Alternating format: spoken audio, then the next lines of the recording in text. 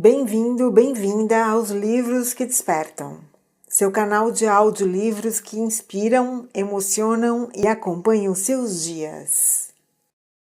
Este é o 6º capítulo, O Menino Mais Velho. Aqui o pensamento começa a se organizar, mas não encontra linguagem suficiente para se sustentar. Há uma inteligência em formação, uma curiosidade que pressente o mundo, mas esbarra na falta de palavras, de referência, de mediação. Este capítulo nos aproxima do instante em que compreender parece possível e ainda assim permanece interditado. Vamos começar. Deu-se aquilo porque Sinhá Vitória não conversou um instante com o menino mais velho. Ele nunca tinha ouvido falar em inferno. Estranhando a linguagem de Sinhá Terta, pediu informações. Sinhá Vitória, distraída, aludiu vagamente a certo lugar ruim demais. E como o filho exigisse uma descrição, encolheu os ombros. O menino foi à sala interrogar o pai. Encontrou-o sentado no chão com as pernas abertas, enrolando um meio de sola. Bota o pé aqui. A ordem se cumpriu e Fabiano tomou medida da alpercata. Deu um traço com a ponta da faca atrás do calcanhar, outro diante do dedo grande. Riscou em seguida a forma do calçado e bateu palmas. Arreda!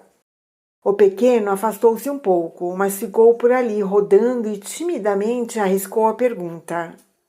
Não obteve resposta. Voltou à cozinha, foi pendurar-se a saia da mãe. Como é? Sinhá Vitória falou em espetos quentes e fogueiras. A senhora viu? Aí Sinhá Vitória se zangou, achou-o insolente e aplicou-lhe um cocorote. O menino saiu indignado com a injustiça, atravessou o terreiro, escondeu-se debaixo das catingueiras murchas à beira da lagoa vazia.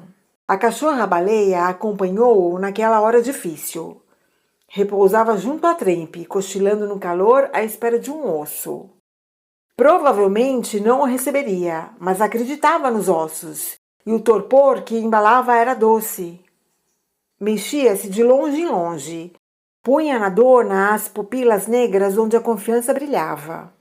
Admitia a existência de um osso graúdo na panela, e ninguém lhe tirava essa certeza. Nenhuma inquietação lhe perturbava os desejos moderados. Às vezes recebia pontapés sem motivo. Os pontapés estavam previstos e não dissipavam a imagem do osso. Naquele dia, a voz estridente de Sinhá Vitória e o cascudo do menino mais velho arrancaram baleia da modorra e deram-lhe a suspeita de que as coisas não iam bem. Foi esconder-se num canto por detrás do pilão, fazendo-se miúda entre cumbucos e cestos. 1 minuto depois, levantou o focinho e procurou orientar-se. O vento morno que soprava da lagoa fixou-lhe a resolução. Esgueirou-se ao longe da parede, transpôs a janela baixa da cozinha, atravessou o terreiro, passou pelo pé de turco, topou a camarada, chorando muito infeliz à sombra das catingueiras. Tentou minorar-lhe o padecimento saltando em roda e balançando a cauda. Não podia sentir dor excessiva. E como nunca se impacientava, continuou a pular, ofegando, chamando a atenção do amigo. Tinha um vocabulário quase tão minguado como o do papagaio que morrera no tempo da seca. Valia-se, pois, de exclamações e de gestos, e Baleia respondia com o rabo, com a língua, com movimentos fáceis de entender. Todos o abandonavam. A cadelinha era o único vivente que lhe mostrava simpatia. Afagou-a com os dedos magros e sujos, e o animal encolheu-se para sentir bem um contato agradável. Experimentou uma sensação como a que lhe dava a cinza do borralho. Continuou a acariciá-la. Aproximou do focinho dela a cara enlameada. Olhou bem no fundo os olhos tranquilos. Estivera metido no barreiro com o irmão, fazendo bichos de barro lambuzando-se. Deixara o brinquedo e fora interrogar Sinhá Vitória. Um desastre. A culpada era Sinhá Terta, que na véspera, depois de curar com reza a espinhela de Fabiano, soltara uma palavra esquisita, chiando, o canudo do cachimbo preso nas gengivas banguelas. Ele tinha querido que a palavra virasse coisa e ficara desapontado quando a mãe se referia a um lugar ruim com espetos e fogueiras. Por isso, resingara, esperando que ela fizesse o inferno transformasse. Todos os lugares conhecidos eram bons. O chiqueiro das cabras, o curral, o barreiro, o pátio, o bebedouro, mundo onde existiam seres reais, a família do vaqueiro e os bichos da fazenda. Além havia uma serra distante e azulada, um monte que a cachorra visitava caçando preás, veredas quase imperceptíveis na caatinga, moitas e capões de mato, impenetráveis bancos de macambira. E aí fervilhava uma população de pedras vivas e plantas que procediam como gente.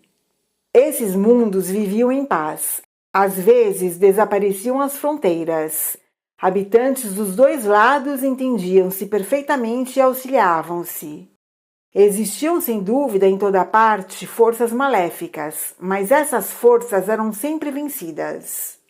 E quando Fabiano amansava brabo, evidentemente uma entidade protetora segurava-o na cela, indicava-lhe os caminhos menos perigosos, livrava-o dos espinhos e dos galhos.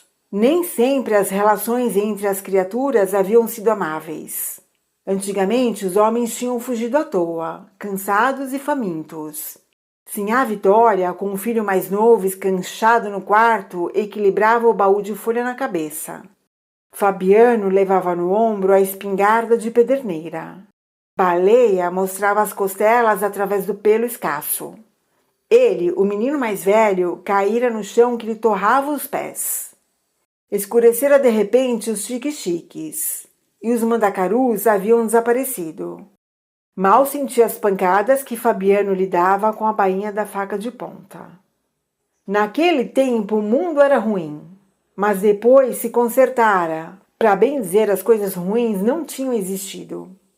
No giral da cozinha arrumavam-se mantas de carne seca e pedaços de toicinho. A sede não atormentava as pessoas. E à tarde, aberta a porteira, o gado miúdo corria para o bebedouro. Ossos e seixos transformavam-se às vezes no entes que povoavam as moitas, o morro, a serra distante e os bancos de macambira. Como não sabia falar direito, o menino balbuciava expressões complicadas. Repetia sílabas, imitava os berros dos animais, o barulho do vento, o som dos galhos que rangiam na caatinga roçando-se. Agora tinha tido a ideia de aprender uma palavra. Com certeza importante, porque figurava na conversa de Sinhá Terta. Ia decorá-la e transmiti-la ao irmão e à cachorra. Baleia permaneceria indiferente, mas o irmão se admiraria, invejoso. Inferno. Inferno. Não acreditava que um nome tão bonito servisse para designar coisa ruim. E resolvera discutir com Sinhá Vitória. Se ela houvesse dito que tinha ido ao inferno, bem. Sinhá Vitória impunha-se autoridade visível e poderosa. Se houvesse feito menção de qualquer autoridade invisível e mais poderosa, muito bem. Mas tentara convencê-lo dando-lhe um cocorote, e isso lhe parecia absurdo. Achava as pancadas naturais quando as pessoas grandes se zangavam. Pensava até que a zanga delas era causa única dos cascudos e puxavantes de orelhas.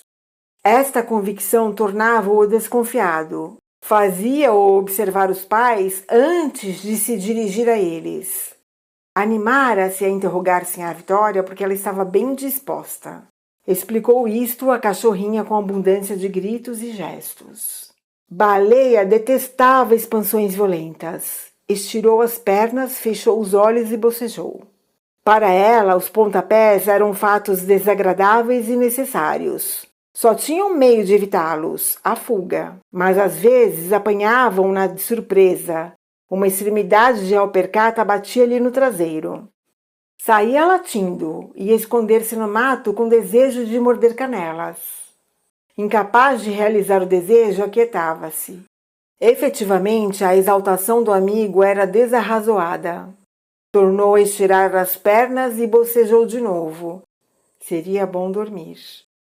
O menino beijou-lhe o focinho úmido e embalou-a. A alma dele pôs-se a fazer voltas em redor da Serra Azulada e dos bancos de Macambira. Fabiano dizia que na serra havia tocas de sussuaranas, e nos bancos de Macambira, rendilhados de espinhos, surgiam cabeças chatas de jararacas. Esfregou as mãos finas, esgaravatou as unhas sujas. Pensou nas figurinhas abandonadas junto ao barreiro, mas isto lhe trouxe a recordação da palavra infeliz. Diligenciou afastar do espírito aquela curiosidade funesta. Imaginou que não fizera pergunta, não recebera, portanto, o cascudo. Levantou-se. Viu a janela da cozinha, o cocó de Sinhá Vitória, e isso lhe dava pensamentos maus. Foi sentar-se debaixo de outra árvore, avistou a serra coberta de nuvens. Ao escurecer, a serra misturava-se com o céu e as estrelas andavam em cima dela. Como era possível ver estrelas na terra? A cadelinha chegou-se aos pulos, cheirou, lambeu-lhe as mãos e acomodou-se. Como era possível ver estrelas na terra? Entristeceu. Talvez Sinhá Vitória dissesse a verdade. O inferno devia estar cheio de jararacas e sussuaranas, e as pessoas que moravam lá recebiam cocorotes, puxões de orelhas e pancadas com bainha de faca. Apesar de ter mudado de lugar, não podia livrar-se da presença de Sinhá Vitória. Repetiu que não havia acontecido nada e tentou pensar nas estrelas que se acendiam na serra. Inutilmente. Àquela hora as estrelas estavam apagadas. Sentiu-se fraco e desamparado. Olhou os braços magros, os dedos finos, pôs-se a fazer no chão desenhos misteriosos. Para que Sinhá Vitória tinha dito aquilo? Abraçou a cachorrinha com uma violência que a descontentou. Não gostava de ser apertada. Preferia saltar e espojar-se. Farejando a panela, franzia as ventas e reprovava os modos estranhos do amigo. Um osso grande subia e descia no caldo. Esta imagem consoladora não a deixava. O menino continuava a abraçá-la, e Baleia encolhia-se para não magoá-lo. Sofria a carícia excessiva. O cheiro dele era bom, mas havia misturado com emanações que vinham da cozinha. Havia ali um osso graúdo, cheio de tutano e com alguma carne.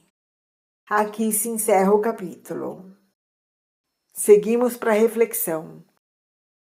O menino mais velho pensa, mas pensar aqui não é um ato de liberdade, é um esforço interrompido. A inteligência surge sem instrumentos, a curiosidade sem resposta, o desejo de entender sem acesso ao que explica. O texto nos coloca diante de uma questão dura. O que acontece quando a consciência desperta em um ambiente que não oferece palavras para nomear o mundo? Essa experiência não pertence apenas à infância retratada. Ela atravessa muitos que sentem, percebem, intuem, mas não encontra espaço social, cultural ou simbólico para elaborar o que sabem. Pensar nessas condições não amplia horizontes, apenas torna mais nítido o limite.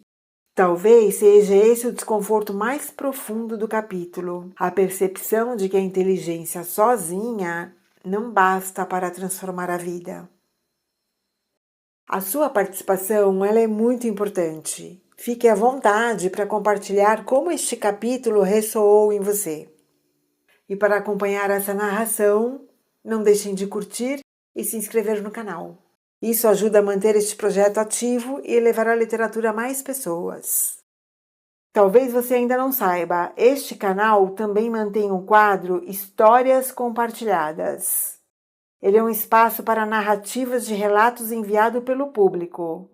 Se você deseja compartilhar sua história, uma emoção, uma experiência de vida, você pode enviar o texto para o e-mail que você encontra na descrição deste vídeo ou fixado no primeiro comentário. A história pode ser narrada com ou sem identificação. Ao nos enviar sua história, você está autorizando a divulgação aqui no canal. E se você chegou até aqui e gosta de conteúdos assim, não se esqueça de deixar o seu like e se inscrever no canal. Obrigada por me acompanhar e até o próximo.